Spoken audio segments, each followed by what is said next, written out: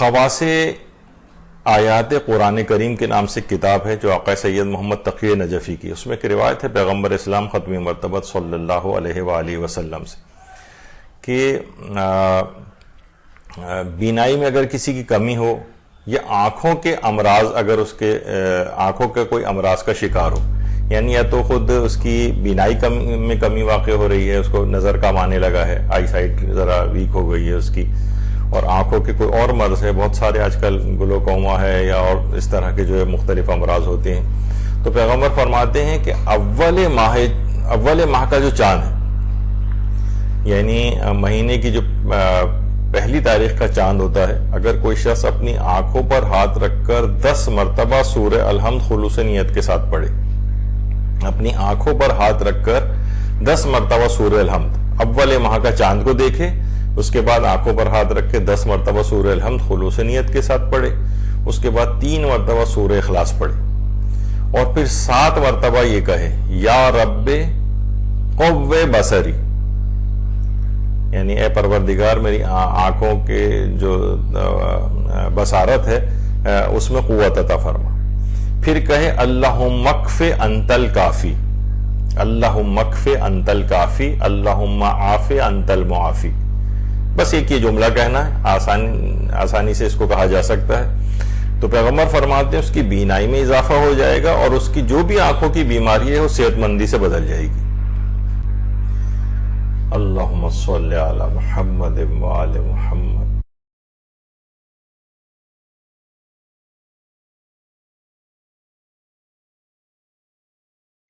تو بہرحال انسان کو چاہیے کہ یہودی عیسائی ڈاکٹر پہ تو اس کو بہت بھروسہ ہو جاتا ہے، لیکن پیغمبر اسلام کے قول کے اوپر اس کو شک و شبہات رہتے ہیں. تو یہ مومنین کی آج کل بعض مومنین کی حالت ظاہر ہو گئی ہے. تو بہرحال مکمل اعتقاد کامل کے ساتھ یہ طریقے خود پیغمبر نے بتائے ہیں، ائمہ معصومین نے بتائے ہیں. اچھا، ان چیزوں کے پیچھے ایک راز بھی ہے کہ ہمیشہ جو یہ اس طرح کی چیزیں جو بتائی گئیں کہ پیغمبر یا ائمہ کے پاس جو بھی افراد آتے تھے، یہ تو نہیں کہ وہ فقط عادل افراد کو بتایا کرتے تھے یہ چیزیں. ہر قسم کے افراد ان کے پاس آتے تھے، غیر عادل بھی ہوتے تھے، مجہول ٹائپ کے بھی ہوتے تھے، ان کے حالات تاریخ کے اندر نہیں آئے. تو اس لحاظ سے اگر علمی بنیادوں پر بہت سی روایات کو پرکھا جاتا ہے تو بہرحال اس کے اندر ایک ذوف واقع ہوتا ہے.